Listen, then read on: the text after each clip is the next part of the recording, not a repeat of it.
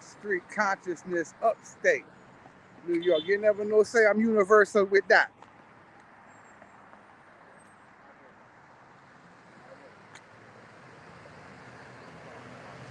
See? That's what I'm talking about. They got no power. Hold it up to me.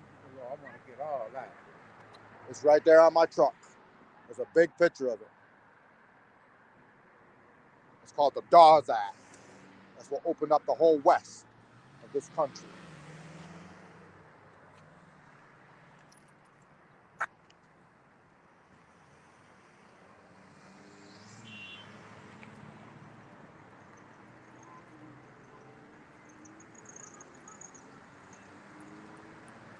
Right there. The big picture of it right there. There's another one with Oklahoma.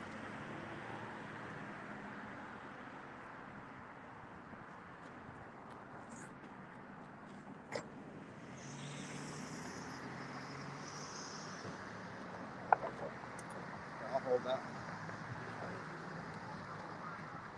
Here's the other one.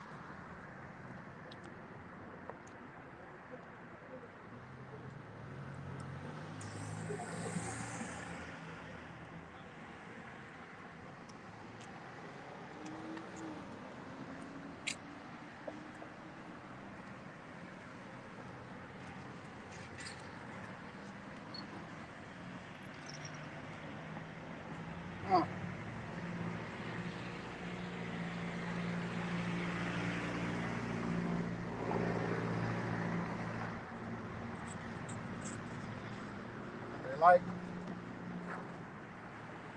They like to hold people accountable for unacceptable conduct. We're going to take it all away. We're going to bring it to them. I'm bringing it to them every day. Every day. You know, the police have this understanding that they're doing good in the community when in fact all they're doing is upholding white supremacy and committing genocide against the native people, my people, and oppressing the people of color, the African American people. And they expect us to turn our back and go back to normalcy as if this is all acceptable for what they did to George Floyd, Breonna Taylor, and all the rest. I'm done. I'm reclaiming my land. This is my territory. This is my ancestors' land, and they have no consent to police it. When they get a police call and they go to somebody's house, they look at who the homeowner is. And they determine from the homeowner what the homeowner wants to have done to find justice. And what I'm saying is, my people are the homeowners. And I'm bringing the law to you. I'm not idling. I'm not going to keep watching more murders and no access to justice. I'm taking it to the streets and I'm bringing it to you, whether you like it or not. It is what it is. It's not your fault. It's not your direct fault. You know, you are not responsible directly for the genocide, but you are responsible for the ongoing of it. Because you didn't know, because they didn't teach you this stuff in school. But now I'm bringing it to you, and now I'm opening your eyes. I have a map. Check out this map.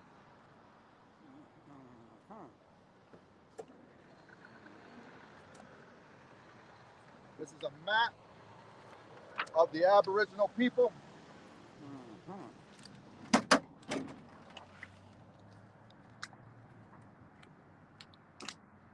The Senecas, the Cayugas, the Onondagas, the Oneidas, the Mohawks.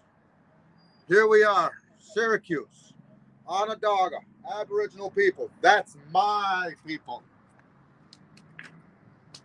And this is their Declaration of Independence.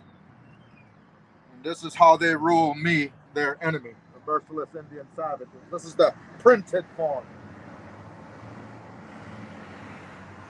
These police need to be educated.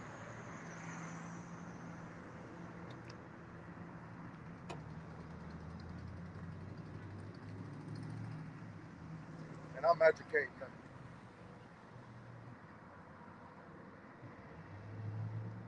outlaw family. I'm gonna go down. The community needs to be educated because the community didn't receive a proper education. White supremacy has become a normality. Part of the exceptionalism.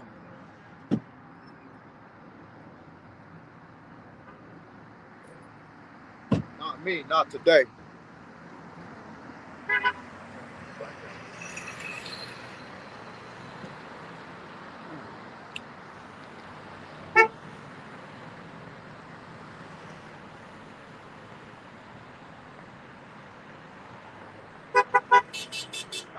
Stop having the cops come around me.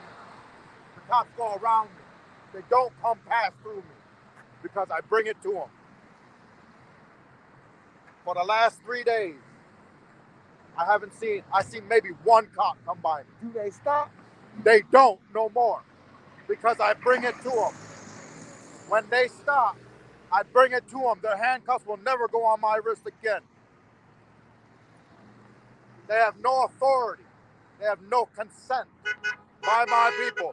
By my people, they have no consent, and it is not gonna continue on. Their oppressive behavior is not gonna. It ends right here. It stops right here. It does not go beyond me.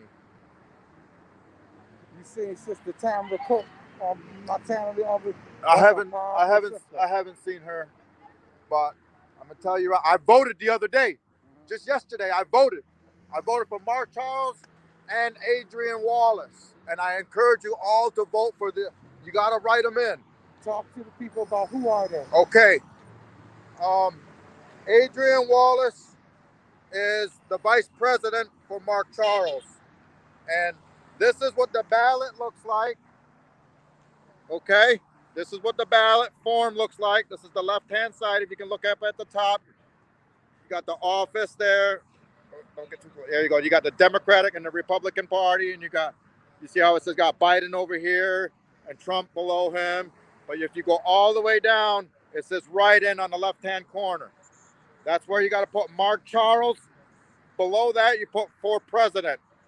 Below that, you put Adrian Wallace for vice president. Put them in.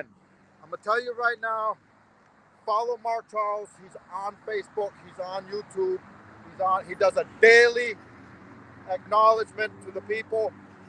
He's got a chance. He's got a chance. And he's breaking this systemic racism down within this country. He's calling for a national dialogue on race, gender, and class. He's laid it out. I encourage you guys to look him up. I can't go through the whole story of all the stuff that he's educated me on, but he is moving, and we need to get on par with him because he is not on a national stage. He does not have national coverage. I've been doing my best to get him out there on my truck and share it all over Facebook as much as I can. But were some of the Aboriginal people pushed west? Yes. Let's see. That's what Mark Charles. He went to the Native American people first. He went to their people first to bring his campaign forward.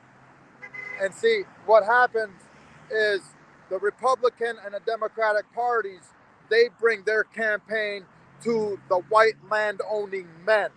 These are the gatekeepers for the presidency.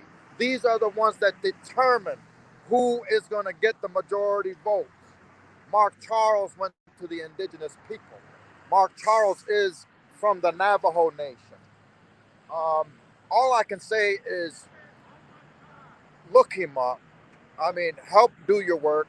I'm out here, but because you see, what's going to happen is on November 3rd, there's going to be the white supremacists are going to blatantly come out forward. They are going to come out because the people of color are crying for justice in this country.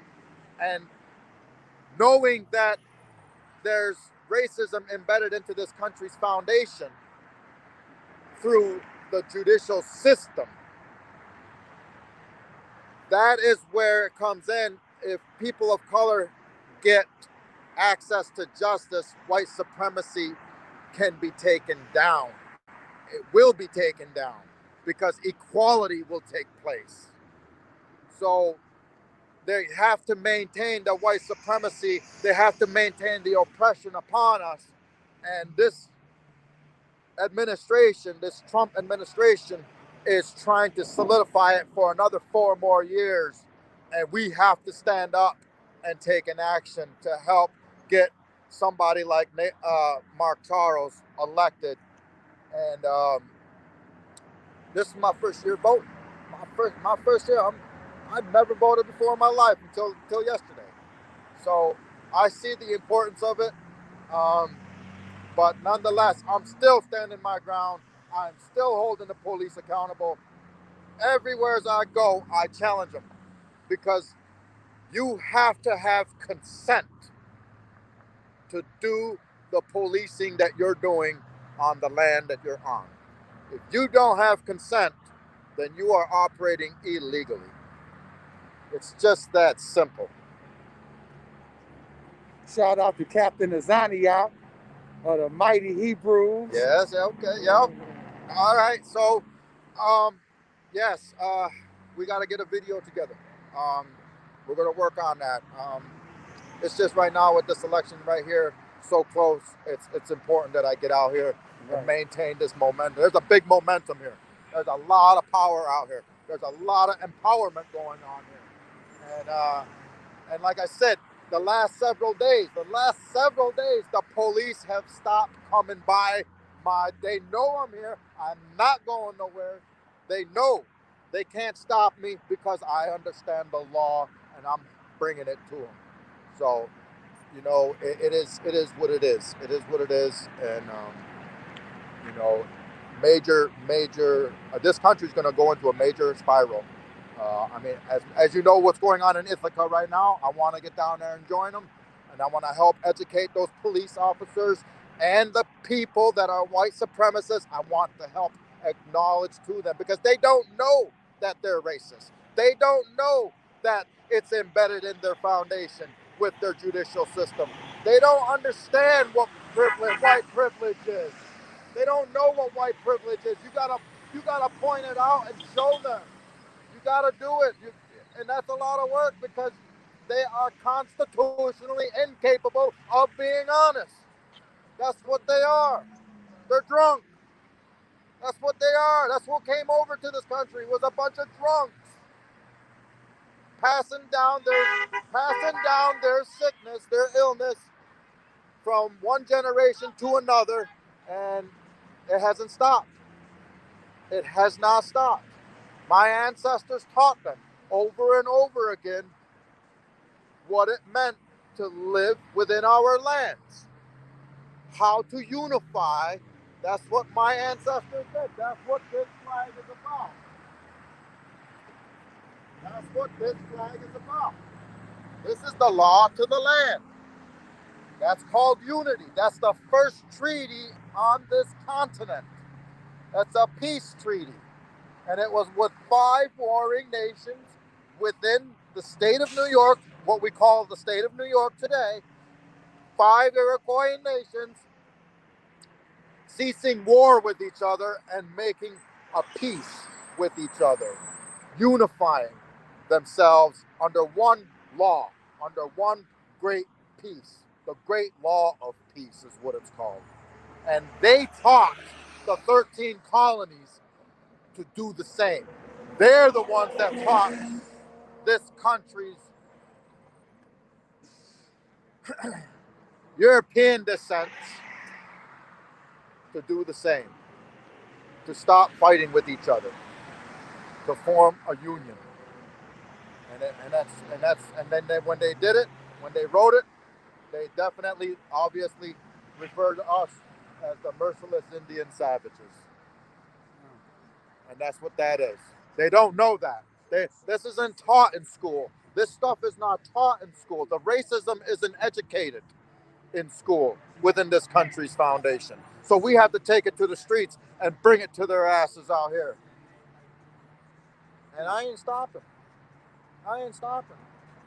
They can't force me to turn my back on a brother named George or a sister named Brianna.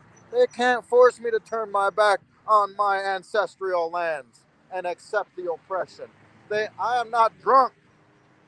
I don't want what they got. They have no power over me. It's very simple. Where's your consent to police this land? You are being held accountable by an educated Native American. That's it. That's it. I'm done. That's it. I love you all, whether you like me or not.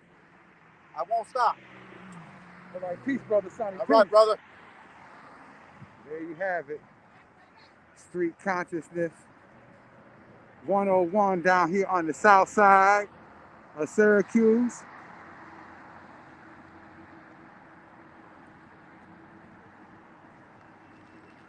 Bringing it all the way live.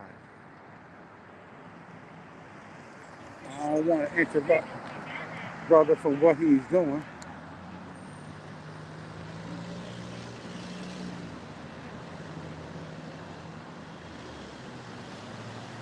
All right, family.